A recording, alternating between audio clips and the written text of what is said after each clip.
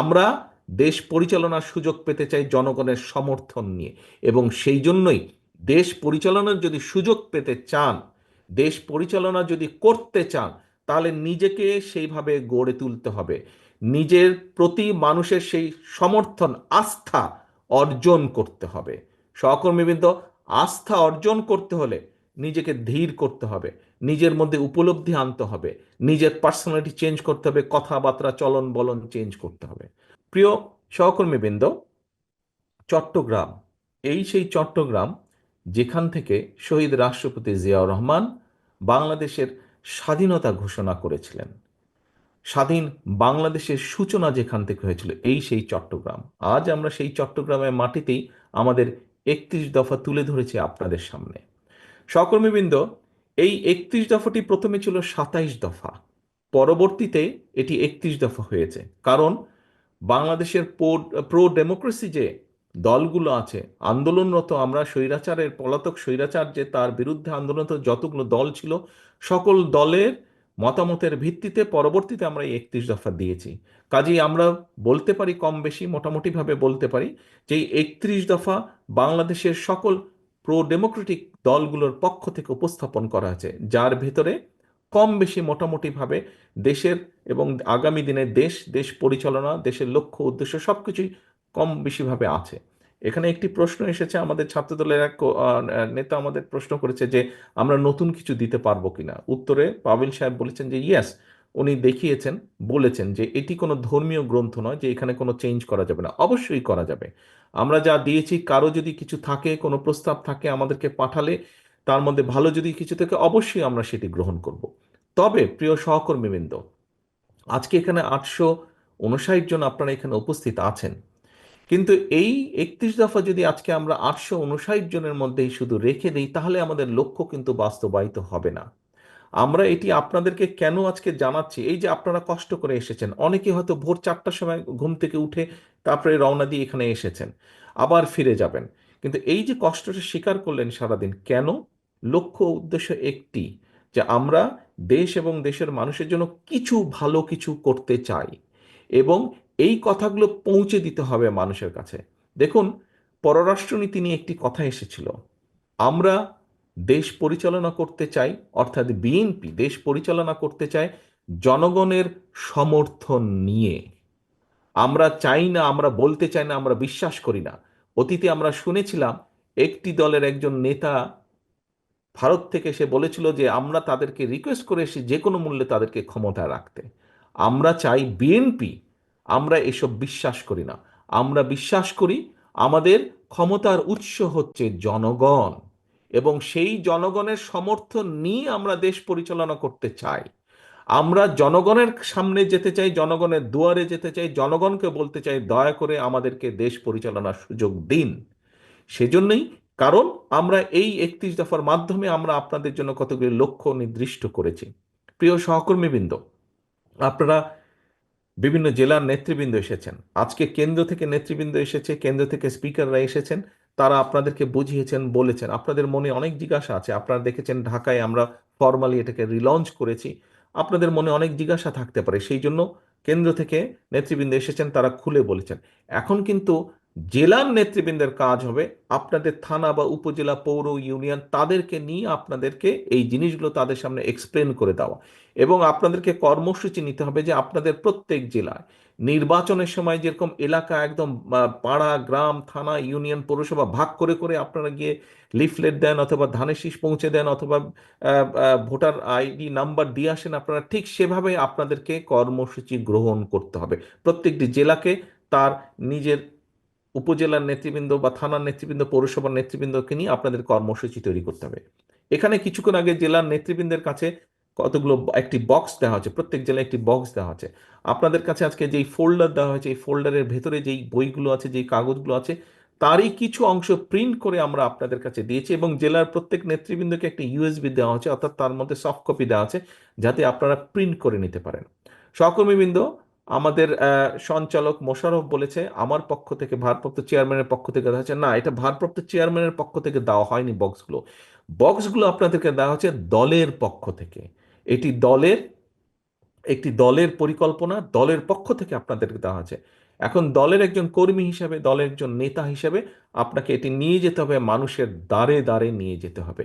আমি আগেই বলেছি, আমাদের সকল ক্ষমতার উৎস, শহীদ জিয়া যেটি বলে গিয়েছেন, সকল ক্ষমতার উৎস জনগণ। কাজেই জনগণের সমর্থন আমাদের দরকার, জনগণের সমর্থন নিয়ে আমরা দেশ পরিচালনা করতে চাই। সহকর্মীবৃন্দ, আমি প্রায় প্রত্যেকটি অনুষ্ঠানে একটি কথা বলে থাকি। আজকে সময় কম, আমি সংক্ষেপে তুলে ধরবো একটি কথা। এবং আপনাদেরকে, আপনাদের নেতা হিসাবে আমি আপনাদেরকে নির্দেশনা দিব, আপনাদের সহকর্মী হিসাবে আপনাদেরকে আমি অনুরোধ করব। দেখুন, আমাদের কিছু কিছু সহকর্মীর মনে 5 তারিখের পরে একটি অদ্ভুত নতুন একটি অনুভূতি এসছে। কি? মনে হচ্ছে যে আমরা বোধহয় সরকার গঠন করে ফেলেছি। প্রিয় সহকর্মী মিললে, আমরা সরকার গঠন করিনি। আমরা এখনো বিরোধী দলই আছে, বিরোধী দলেই আমরা অবস্থান করছি, বা আমরা অন্তত যাই হোক সরকারি দলে আমরা নেই, বা সরকারে আমরা নেই। আমাদের সেই সকল, যে সকল সহকর্মী এরকম ভুল উপলব্ধি করছেন, তাদের বিভিন্ন আচরণের জন্য বিভিন্নভাবে বিভিন্ন জায়গায় দল ক্ষতিগ্রস্ত হচ্ছে, দলের ইমেজ ক্ষতিগ্রস্ত হচ্ছে। প্রিয় সহকর্মীবৃন্দ, এর ভিতরে চট্টগ্রামেও কিছু কিছু ঘটনা ঘটেছে। আমি কঠোরভাবে আপনাদেরকে আজকে আপনাদের নেতা হিসেবে নির্দেশনা দিতে চাই, আপনাদের সহকর্মী হিসেবে আপনাদের কাছে বিনীত অনুরোধ করে বলতে চাই। দেখুন, আপনারা এখানে প্রত্যেকটি উপস্থিত 859 জন প্রত্যেকটি মানুষ, আপনারা এক একজন বিএনপির প্রতিনিধি। আপনারা এক একজন কিন্তু বিএনপির প্রতিনিধি। আপনার এলাকায়, আপনার যেখানে আপনি থাকেন, যেই যতটুকু জায়গা নিয়ে আপনার পরিচিতি, আপনাকে প্রত্যেকটা মানুষ আপনাকে চেনে বিএনপির একজন কর্মী বা বিএনপির একজন নেতা হিসেবে। হলেন আপনি বিএনপির, হলেন আপনি যুবদল, স্বেচ্ছাসেবক, ছাত্রদল, শ্রমিক দল, তাঁতি দল, যেটাই হন না কেন, এন্ড অফ দ্য ডে আপনাকে মানুষ, আপনার যদি নাম হয়ে থাকে এরশাদুল্লাহ, আপনাকে ও বিএনপির এরশাদুল্লাহ, আচ্ছা, এইভাবে আপনাকে কিন্তু মানুষ চিনে। ও নাজিম, ও বিএনপির নাজিম, আচ্ছা, এইভাবে কিন্তু মানুষ আপনাকে চেনে। অর্থাৎ আপনি পরিচিত বিএনপির প্রতিনিধি হিসাবে।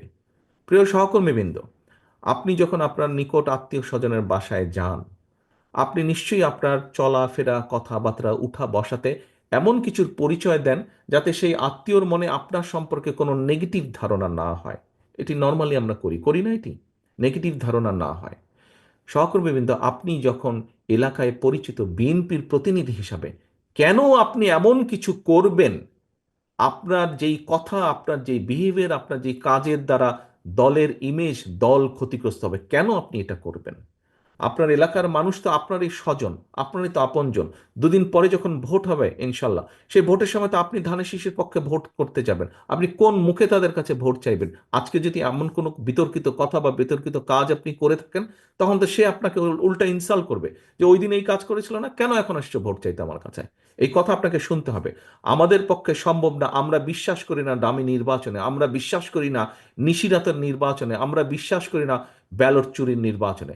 আমরা বিশ্বাস করি জনগণের কাতারে। একজন নোয়াখালীর একজন বোন বলেছেন কিভাবে এই দেশের মা বোনেরা বিএনপিকে ভোট দেয়। আমরা সেইভাবে, সেই ভোটে বিশ্বাস করি, যেখানে মানুষ লাইনে দাঁড়িয়ে নিরাপদে, নিরাপত্তার সাথে, স্বচ্ছভাবে, স্বাধীনভাবে, মুক্তভাবে, ভয়হীনভাবে ভোট দিয়ে যাবে। আমরা সেই নীতিতে বিশ্বাস করি।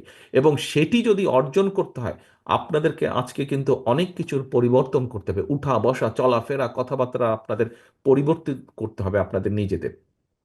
বারে বারে আমি বলছি, জনগণকে সাথে রাখুন, জনগণের সঙ্গে রাখুন।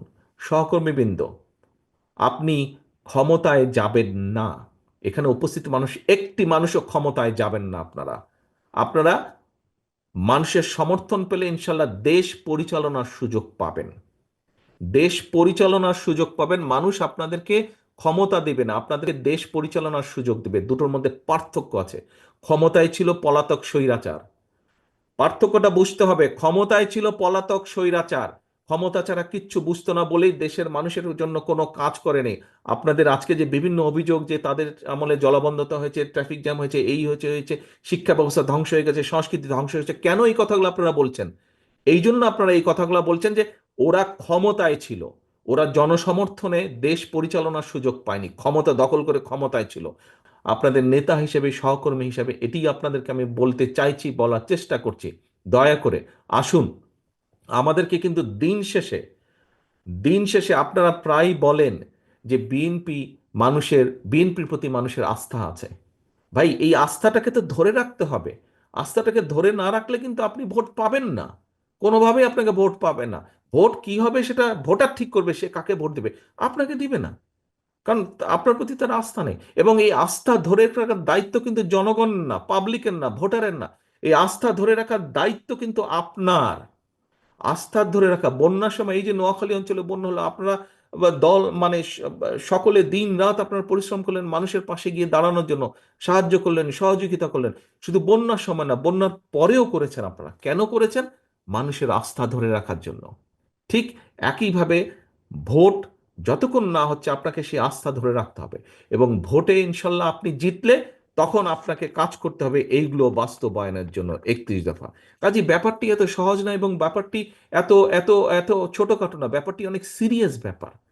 এই ব্যাপারটি অনেক সিরিয়াস ব্যাপার। আপনি রাষ্ট্র পুনর্কাঠামো, আপনি রাষ্ট্র কাঠামো মেরামত, এখানে দেখুন, রাষ্ট্র কাঠামো মেরামত, এই মেরামত কিন্তু is a very serious matter. কাজেই আমাদেরকে সেভাবে প্রস্তুত হতে হবে। সহকর্মীবৃন্দ, আমি জানি সকলের ধৈর্য একরকম হয় না, কারো ধৈর্য কম হয়, কারো ধৈর্য বেশি হয়, কারো মাথা গরম হয়, কারো মাথা ঠান্ডা হয়, মানুষে মানুষে ভেদাভেদ থাকে। আমরা সহকর্মী, আমি আপনাদেরকে বারে বারে অ্যাড্রেস করছি সহকর্মী হিসেবে।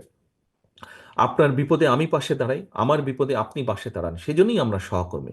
কাজেই আমাদের সকলকে, আমরা সকলে মিলে দল। আপনি ক্ষতিগ্রস্ত হলে আমি ক্ষতিগ্রস্ত, আমি ক্ষতিগ্রস্ত হলে আপনি ক্ষতিগ্রস্ত। কাজেই আমাদেরকে প্রত্যেকের প্রতি খেয়াল রাখতে হবে। আমাদের খেয়াল রাখতে হবে দলের প্রতি, এবং দলের প্রতি যদি আমরা খেয়াল রাখতে পারি, তাহলেই আমরা জনগণের আস্থা অর্জন করতে সক্ষম হব। প্রিয় সহকর্মীবৃন্দ, আসুন আজকে এই কর্মশালায় আপনারা যেরকম 31 দফা কি জেনে গেলেন, 31 দফা কি বুঝে গেলেন, 31 দফা বুঝে জেনে গিয়ে আপনারা যেরকম জনগণের কাছে পৌঁছে দিবেন, জনগণের দ্বারে দ্বারে পৌঁছে দিবেন, জনগণকে বোঝাবেন, একই সাথে আসুন আজকে এই কর্মশালায় আমরা প্রতিজ্ঞা গ্রহণ করি, আমরা শপথ গ্রহণ করি যে জনগণের আস্থা নষ্ট হয় এমন কোনো কাজ করা থেকে আমরা নিজেদেরকে বিরত রাখব, এবং জনগণের আস্থা অর্জন করা যায় আমরা চেষ্টা করব সেইরকম কোনো কাজ করতে। প্রিয় সহকর্মীবৃন্দ, আমি একটি কথা বলে শেষ করতে চাই।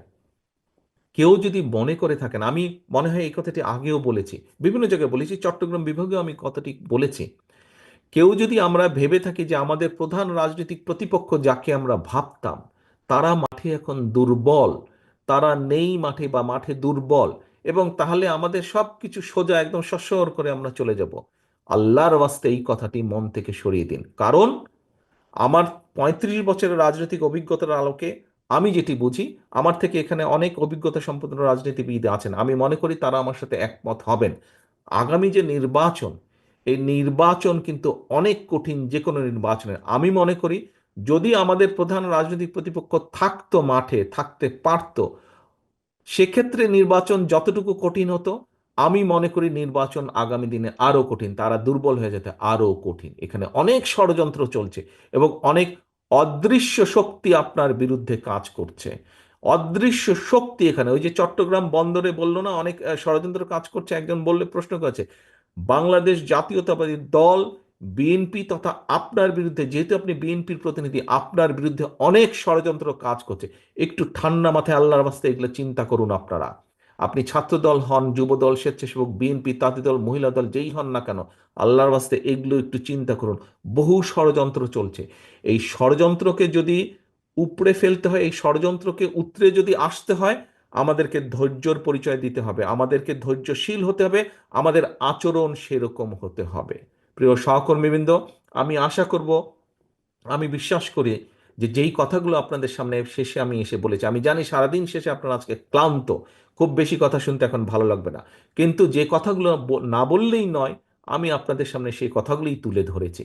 আমি অনুরোধ করব, বিগত 15-16 বছর আপনারা অক্লান্ত অত্যাচার নির্যাতন সহ্য করে আপনারা এই জায়গায় এসে দাঁড়িয়েছেন।